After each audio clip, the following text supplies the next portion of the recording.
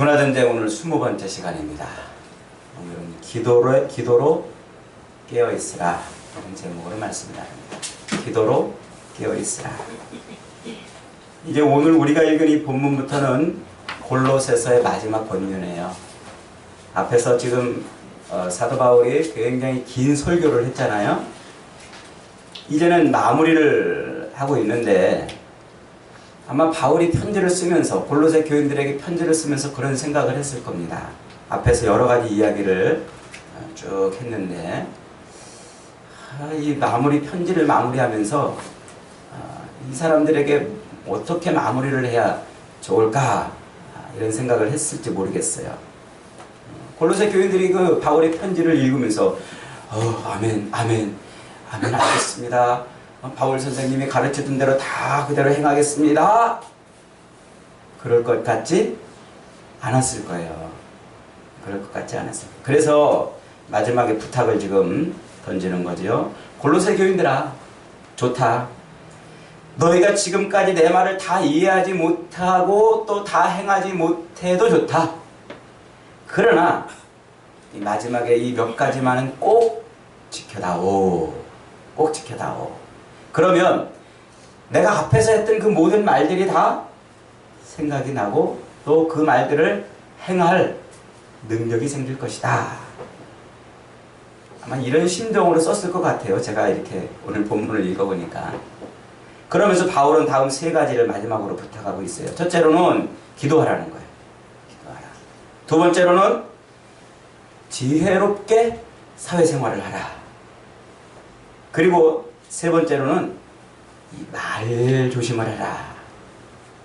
이 세 가지. 아마 이것이 골로새 교인들에게 꼭 필요했던 것인지 아니면 바울이 앞에서 이야기했던 그 많은 이야기들을 이루기에 필요했던 말인지 정확히 잘 모르겠습니다만 아마 두 가지가 다 같은 게 아닌가 싶어요. 어쨌든 이렇게 간단하고 아주 명료하게 이 세 가지 말씀을 요약해 주고 있습니다. 이 세 가지 말씀을 잘 붙들면 그동안 앞에서 이야기했던 그 모든 것들을 이룰 수 있는 그리스도인이 될 수 있다. 그 얘기를 지금 해주고 있는 거죠. 오늘은 그 중에 첫 번째 기도하라 라는 말씀만 가지고 설교를 합니다. 여러분 한번 생각해 보세요. 왜 바울이 자기 편지, 골로새 교인들에게 보내는 그 편지의 마무리를 해가면서 기도하라는 얘기를 지금 하고 있는 걸까요? 왜 기도하라로 마무리를 하고 있는 걸까요? 기도가 그만큼 중요하다는 거죠. 성도들의 삶에 있어서, 그리스도인의 삶에 있어서 기도가 그만큼 중요하다는 거예요. 아니, 신앙생활에서 기도를 빼놓고서는 신앙생활을 말할 수 없다는 거예요. 그러니까 바울이 지금 마지막에 한 번 더 강조를 하는 거예요. 기도하라. 너희가 아무리 말씀을 붙들고 살고 너희가 아무리 성령을 따라 살기를 소망하고 너희가 아무리 서로 사랑하며 살기를 열망해도 그것을 이룰 수 있는 마지막 단추는 기도다. 기도다. 그래서 말씀의 능력으로 너희가 살고 그리스도의 교회를 세상에 세우며 믿음으로 악한 세상을 이길 수 있으려면 기도를 멈춰서는 안 된다는 거예요. 기도를 멈춰서는 안 된다. 바울은 그렇게 골로새 교인들에게 기도를 한 번 더 강조하고 있어요. 사실 우리 신앙생활에서 기도를 제일 많이 강조하신 분이 계시죠? 누구시죠? 예수님이세요. 예수님만큼 우리에게 기도를 강조해 주셨던 분이 또 없죠. 그분은 매일매일 삶의 본으로 기도하는 것을 그렇게 보여주셨어요. 한가할 때도 기도하고 바쁠 때도 기도하고 새벽에도 기도하고 밤에도 기도하고 늘 그렇게 기도하는 모습을 보여주셨어요.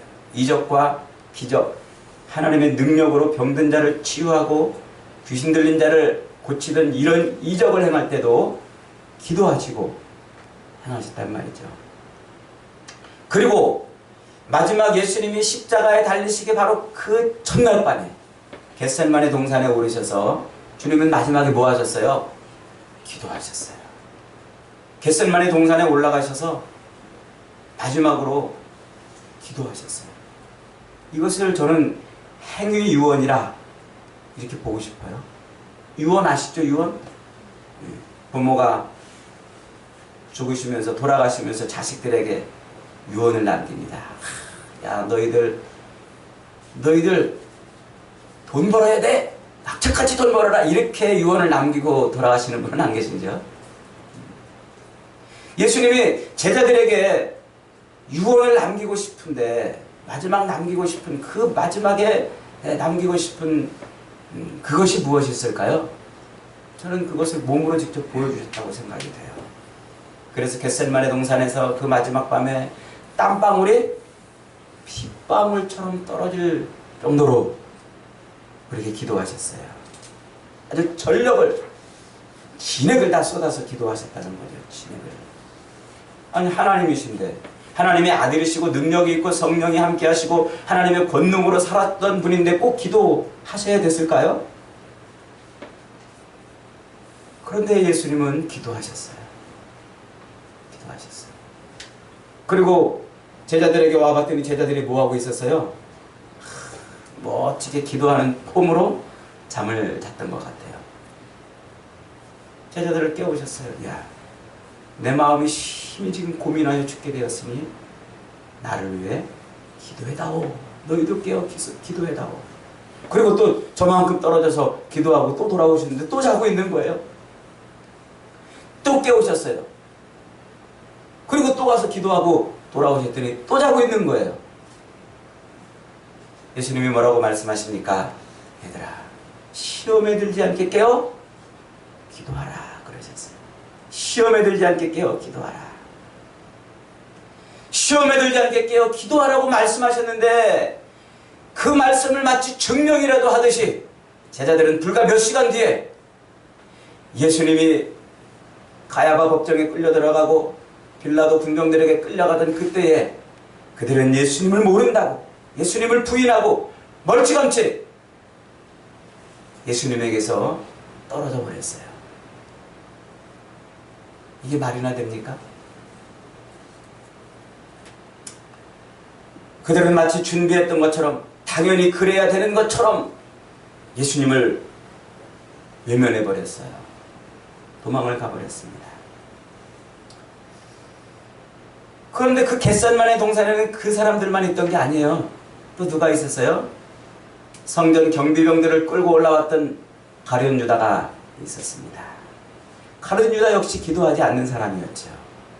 그는 예수님의 그 제자들, 예수님의 그 공동체의 회개를 맡았습니다. 재정을 맡은 거죠.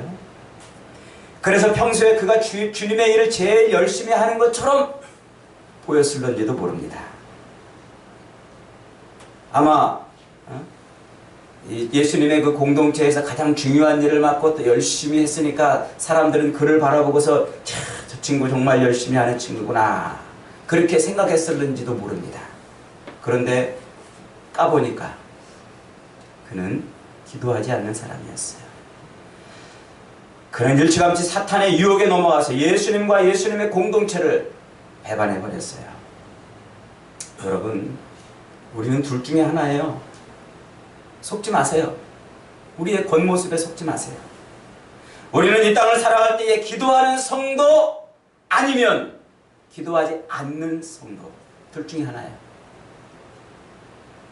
기도하는 성도이든지 안 하던 성도이든지. 여러분은 지금 어떤 상태입니까? 나는 기도하는 성도다. 기도가 내 신앙생활의 가장 중요한 기둥이다. 여러분들은 자신 있게 그렇게 고백하고 그렇게 행하고 있습니까? 아니면 폼만 잡고 있습니까? 여러분, 기도하지 않는 성도는요, 갑작스럽게 닥치는 시련과 유혹을 피할 수가 없어요. 그리고 골로새서에서 지금 바울이 계속 이야기하고 있는 이 문화 전쟁에서 그는 결코 이길 수 없다고 지금 말하고 있어요. 성경은 항상 성도에게 깨어있으라 이렇게 말씀하세요. 깨어있으라. 그런데 그 깨어있으라는 말이 잠자지 말라는 말이 아니고 뭐에 대해서 말씀하시는 거예요? 기도에 대해서 말씀하시는 거예요. 기도하는 사람을 깨어있는 사람이라고 그래요. 기도하지 않으면 그는 잠자고 있는 사람이라는 거죠. 오늘 본문 2절에서도 뭐라고 말씀하십니까? 기도를 계속하고 기도에 감사함으로 깨어있으라. 기도에 깨어있으라. 여러분, 성도는 기도에 깨어있는 사람이 성도예요. 왜 깨어있어야 됩니까? 겟셀만의 동산의 제자들이 그랬던 것처럼 우리도 반드시 갑작스럽게 찾아오는 시험과 시련과 환난이 있기 때문에 그런 거예요. 그리고 그런 시련과 환난 앞에서 기도하는 자들과 기도하지 않는 자들의 삶은 천지 차이가 되기 때문에 여러분, 오늘 지금 이 시대는 무슨 시대라고 그랬어요? 사탄이 공중권세 잡고 있는 때라고 그랬어요. 그래서 지금 이때는 사탄이 마음껏 성도들을 미혹하고 유혹하고 시험하고 핍박하는 때입니다. 이것을 앞에서 사도 바울은 지금 문화라는 말로 이렇게 한 단어로 요약했다고 그랬잖아요. 그러니까 지금 보세요. 우리가 이 땅에 살아도 얼마나 더럽고 지저분하고 악하고 마치 소돔과 고모라 땅 같은 그런 문화, 노아의 시대처럼 그런 방탕한 그런 문화를 우리가 매일 먹고 마시고 매일 그 속에서 살잖아요. 아침에 눈 뜨고 일어나면 그런 삶이잖아요. 참 제가 TV 이렇게 TV를 거의 잘 안 봅니다만 어쩌다 이제 보는 게 이제 주로 뉴스를 많이 봐요. 뉴스를. 그 TV를 평상시 잘 안 보니까요. 텔레비 볼 시간 있으면 막 열심히 또 보기도 해요. 근데 뉴스를 보면은 야 진짜 좋은 뉴스, 우리 마음을 감동시키고 우리 마음을 울컥하게 하고 정말 살만한 소망과 이유와 그런 기쁨을 주는 뉴스들은 하나도 없어요. 누가 누구를 어떻게 했네, 누가 뭘 어떻게 했네, 누가 뭐를, 전부 더럽고 악하고 음란하고 폐역한 뉴스만 쏟아져요. 이 자체가 문화란 말이에요. 그런 문화 속에 우리가 지금 허우적거리고 살고 있는 거예요. 그런 속에서 우리는 그리스도의 문화로, 예수 그리스도인으로서 그 문화에 젖어들지 않고 살아야 되는 거예요. 살아야 돼요. 오늘 사탄은 그런 문화 속에 살고 있는 우리를 하나님에게서 떼어놓으려고, 하나님 없이 살게 하려고, 기도하지 않고도 살게 하려고, 성경 보지 않고도 살게 하려고 이런저런 것들로 우리를 미혹하고 유혹한단 말이에요. 우리가, 제가 예전에도 한번 말씀을 드렸습니다만요, 마귀가 우리에게 딱 와가지고 우리를 시험하고 공격할 때요, 아주 그냥 항상 그 만화에서, 영화에서 나오는 그 무슨 영화에서 나오는 그 아주 그냥 끔찍스럽고 오싹한 그런 험상궂은 모습으로 탁 나타나가지고, 야, 너 예배 드리지 마! 너 성경 보지 마! 너 기도하지 마! 그러면 여러분 어떡하겠어요? 우리 현석이 끔찍하게 생긴 마귀가 와가지고, 현석이 너 교회 가지 마! 그러면 너 어떻게 할 거야? 현석이가 말은 안 해도 그런 끔찍하고 흉측스러운 모습으로 마귀가 딱 나타나서 교회 가지 마! 그러면 딱 마귀를 노려보고 이 사탄아 물러가라! 이렇게 할 줄 믿습니다. 네. 그렇게 할 거예요. 분명히 그렇게 할 거야. 그런데 마귀가 우리보다 머리가 조금 좋아. 현석이가 그 끔찍스러운 모습으로 짠 하고 나타나가지고 마귀가 너 교회 가지 마, 기도하지 마, 성경 읽지 마 그러면은 이 사탄아 물러가라 이럴 줄 다 알기 때문에 이게 사탄인지 아닌지 분간을 못하도록 우리에게 나타난단 말이에요. 이게 사탄인지 아닌지 마귀인지 아닌지 분간할 수 없을 정도로 우리에게 싹 나타나가지고 하나님 믿지 않게, 기도하지 않게, 교회 가지 못하도록 그렇게 만들어요. 그래서 넘어지는 거예요. 그래서 미혹에 빠지고, 그래서 성도가 자꾸 실족하는 거예요. 그 마귀가 하는 것인지 다 알면 누가 넘어지겠어요? 도둑이 우리 집에 침입할 것을 도둑이 미리 알려주면은 누가 도둑 맞을 사람이 어디 있어요? 나 도둑입니다. 여기다 이렇게 써붙이고 우리 앞에 나오면은 누가 그 사람한테 도둑 맞을 사람이 있겠어요? 이게 도둑인지 아닌지 우리가 분간을 못해요. 그래서 도둑 맞고 그래서 강도를 당하는 거예요. 마귀가 그렇게 우리를 미혹하는 거예요. 이런저런 문화의 이 물을 가지고서 우리를 미혹하는 거예요. 그래서 깨어 있어야 된다고 합니다. 오늘 성도들에게 찾아오는 이런 여러 가지 위험들, 시련들, 우리가 정말 극복할 수 없는 그런 많은 일들이 사실은 있어요. 예를 들면 천재지변 같은 거. 그거 내가 뭐 어떻게 방비할 수 없는 것들이잖아요. 홍수와 지진과 가뭄과 태풍과 이런 피해들이 오면요, 갑작스럽게 이것을 어떻게 할 수가 없잖아요. 천재지변은 예수님이 다시 오실 때 더욱더 가까워지고 심해질 거라고 그랬어요. 요즘 보세요. 그런 일이 많이 일어나잖아요. 주님 오실 날이 점점 가까워 오고 있는 거예요. 그러니까 이런 천재지변을 당하는 때도 우리는 사실 깨어 있어서 늘 기도해야 돼요. 기도해. 그리고 두 번째로 또 우리를 갑자기 찾아오는 것들이 인재. 예를 들면 질병이나 혹은 실패나 전염병이나 전쟁이나 이런 것들 말이에요. 내가 원하는 것을 이루지 못하는 그런 실패, 이런 것들. 제가 예전에 대학 시험을 치렀는데 원하는 대학이 안 된 거예요. 얼마나 속상하고 얼마나. 제가 고3 때요, 새벽 기도를 한 번도 안 빠진 사람이에요. 그렇게 열심히 새벽 기도 나가면 하나님이 턱 하고 붙여주셔야 되잖아요. 야, 속상하대요. 속상해. 그런데요, 만일 제가 기도하지 않았다면은 그렇게 똑 떨어진 것을 인해서 좌절했을 거예요. 그런데 그렇게 기도하니까요, 하나님이 더 좋은 길로 나를 인도하시리라는 확신이 들어요. 확신. 여러분, 기도하면 우리에게 갑자기 찾아오는 그런 여러 가지 어려운 문제들, 그 문제들의 목적과 이유, 하나님이 왜 그러시는지를 알아요. 그래서 좌절하지 않아요. 좌절하지 않아요. 기도하지 않으면요, 내가 바라고 원하는 것을 얻지 못했을 때 절망해요. 좌절해요. 그 다음에 또 우리에게 갑자기 찾아오는 개인적인 늙음과 죽음과 질병, 이런 것들은 얼마나 또 도망치고 싶은 것들이에요. 그죠? 그러나 그것을 피할 수 있는 자들이 없어요. 하지만 그런 것들을 우리가 기도로 맞이한다면, 늘 기도에 깨어있는 상태에서 그런 것을 맞이한다면 질병을 인해서 좌절하지 않아요. 절망하지 않게 돼 있어요.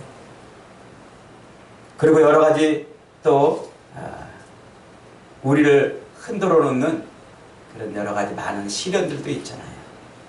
그래서 기도에 깨어 있어야 돼요, 우리가. 그런데 또 왜 기도에 깨어 있어야 하냐면, 우리의 주님이 이 땅에 다시 오실 것이기 때문에 깨어 있으라고 말씀하셨어요.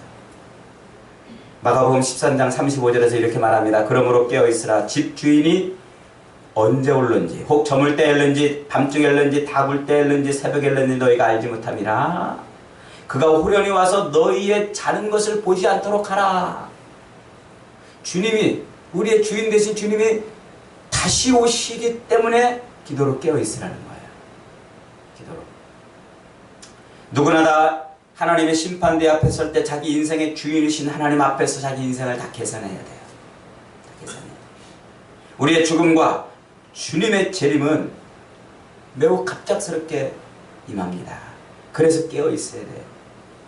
여러분, 우리가 깨어 있지 않으면요, 느닷없이 우리 인생의 죽음이나 혹은 주님의 재림을 맞이합니다. 그래서 예수님이 직접 우리에게 뭐라고 설교하셨어요? 슬기로운 다섯 처녀와 미련한 다섯 처녀 비유를 통해서 신랑을 맞이할 처녀가 어떤 모습으로 있어야 되는지를 말씀하셨잖아요. 슬기로운 다섯 처녀는 기름을 준비했어요. 신랑이 더디 오니까 기름이 떨어지면 안 되겠다 싶어가지고 기름을 준비했어요. 그런데 미련한 다섯 처녀는 신랑이 더디 오니까 아이고 뭐 언제 올는지 알 수가 없네 그러고 그냥 있었어요. 퍼질러 있었는지는 모르겠습니다. 그러다가 기름이 떨어졌어요. 그러니까 얼마나 큰 고통입니까? 신랑을 만나지도 못했어요. 여러분, 그러므로 우리는 깨어있어야 돼요. 깨어있어야 돼요. 우리의 겟셋마네 동산은 잠자는 동산이 아니라 기도하는 동산으로 만들어야 돼요. 기도하는 동산으로. 사랑하는 여러분, 우리가 신앙생활할 때 가장 중요한 것은 기도하는 거예요.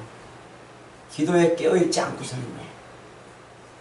기도에 깨어있지 않고서는 우리가 마귀의 시험과 미혹을 이길 수가 없어요. 우리가 그렇게 힘써 꾸준히 깨어서 기도하면 우리에게 어떤 유익이 있습니까? 첫째로 시험과 환난을 이길 수가 있습니다. 한번 따라합시다. 깨어 기도하면 시험과 환난을 이길 수가 있다. 깨어 기도하면 시험과 환난을 이길 수가 있다. 여러분, 마귀가 그렇게 우리를 시험합니다. 미혹합니다. 여러 가지로 우리를 흔들어 놔요. 때로는 풍랑도 일으킵니다. 때로는 우리 발에 올무도 채워놓습니다. 때로는 우리를 미혹합니다. 우리를 유혹합니다. 그것을 우리가 이길 수 있는 것은요, 기도밖에 없어요. 여러분, 우리가 뭘 가지고 있어서 마귀를 이길 수가 있겠습니까? 마귀를 대적할 수 있는 유일한 무기는 하나님의 말씀과 기도라고 계시록은 우리에게 가르쳐주고 있잖아요. 그러므로 우리가 시험과 유혹을 이기고 피하기 위해서는요, 늘 깨어 기도해야 돼요. 깨어 기도해야 돼요. 나에게 시험이 다가오고 나에게 이런 여러 가지 어려움들이 있을 것을 미리 안다면 열심히 기도하겠죠, 우리가. 근데 그걸 모르기 때문에 우리가 사실은 더 기도해야 되는 겁니다. 그걸 우리가 피할 수 있다면 얼마나 좋겠어요. 저도 가끔 그런 생각해봐요. 참 우리가 살면서 여러 가지 어려운 일, 이런 힘든 일 이런 거 많이 당하는데 이게 좀 지나갔으면, 그냥 나한테 오지 않고 지나갔으면 좋겠다, 이런 생각을 많이 해봐요. 이런 생각. 그런데요,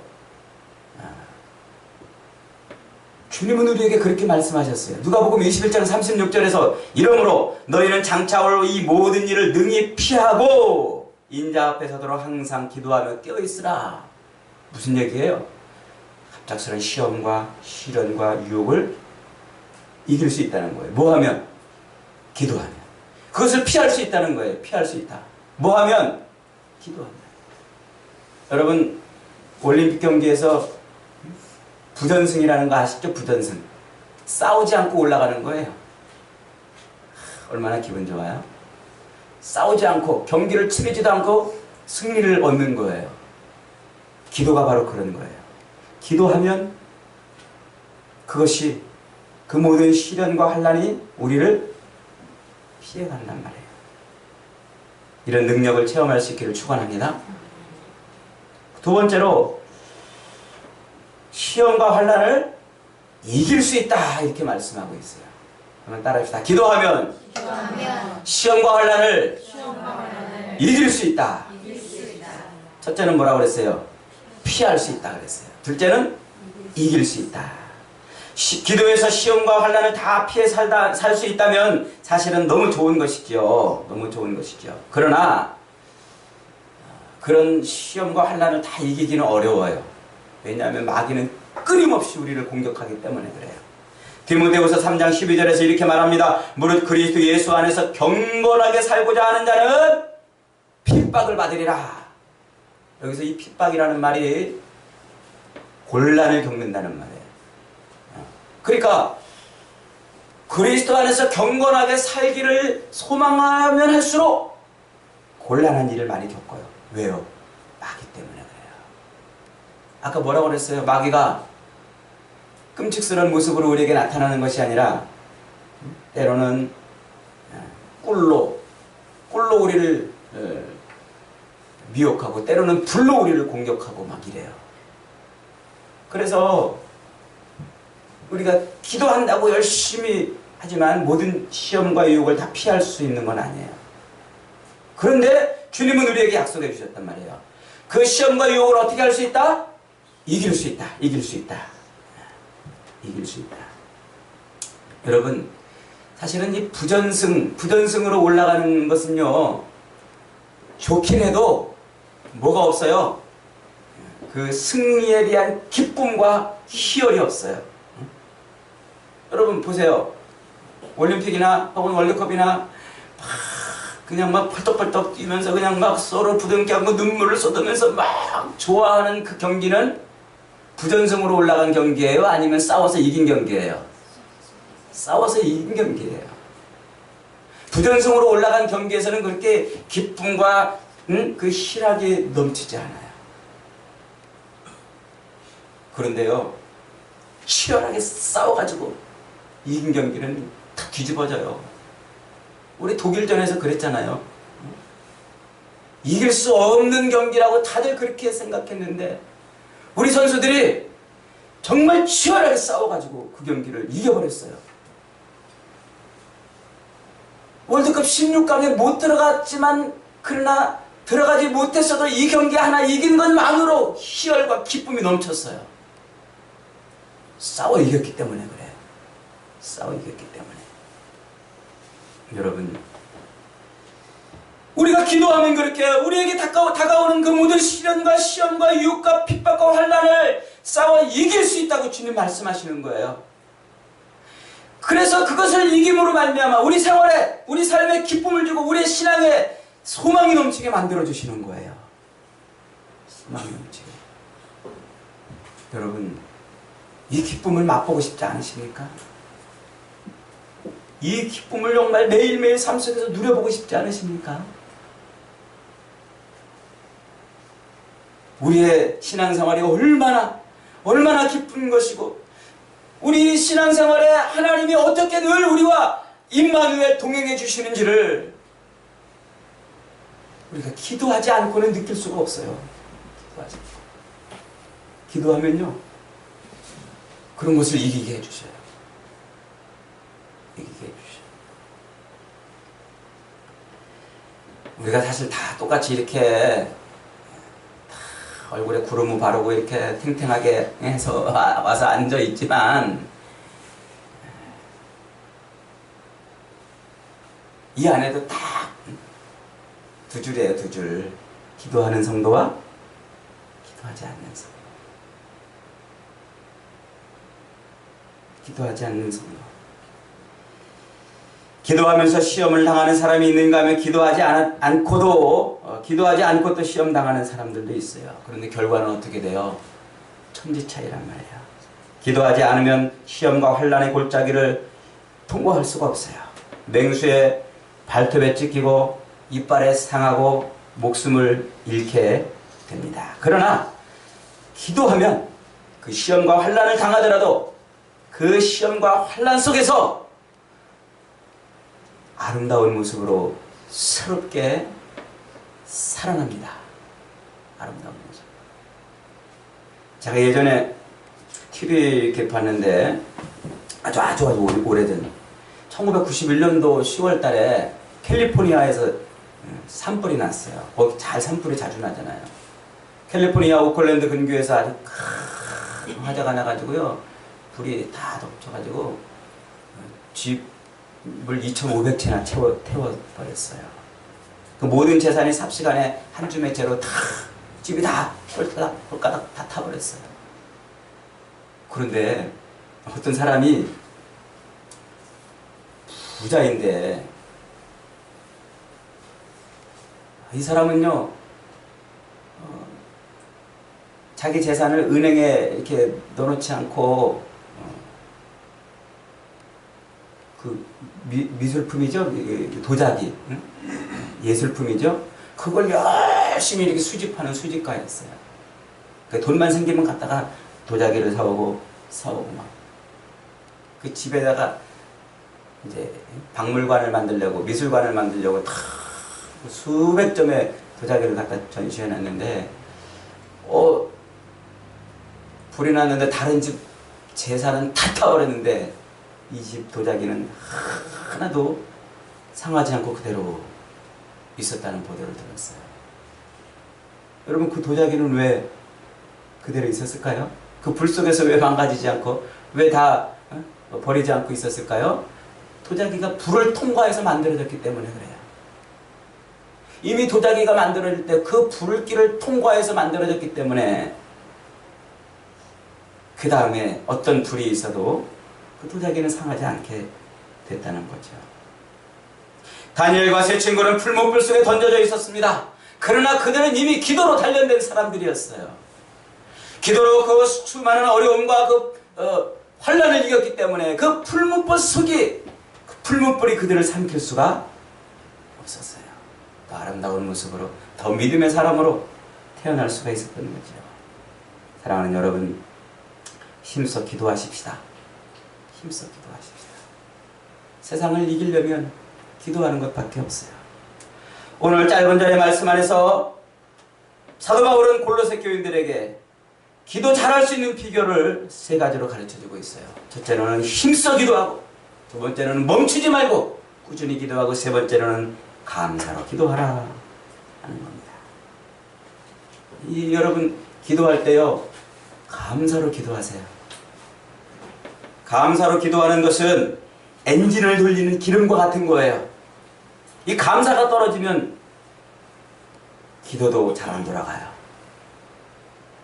기도라는 엔진을 돌리는데 이 감사는 아주 엔진을 잘 돌아가게 하는 그런 기름 같은 거예요. 그러니까 우리가 꾸준히 기도하고 힘써서 기도도 하지만 감사하는 마음이 넘쳐야 기도가 잘 돼요. 기도가. 여러분 생각해 보세요. 내 부모님에게 감사하는 마음이 있는 자식은 늘 부모님께 감사하다고 표현하잖아요. 그러나 부모님한테 원망하고 늘 불평이 있는 자식은요, 아무리 좋은 것을 해줘도 감사하지 못해요. 그렇지 않아요, 여러분? 여러분 삶에서 늘 원망과 불평이 있어 보세요. 그 사람은 절대 기도할 수가 없어요.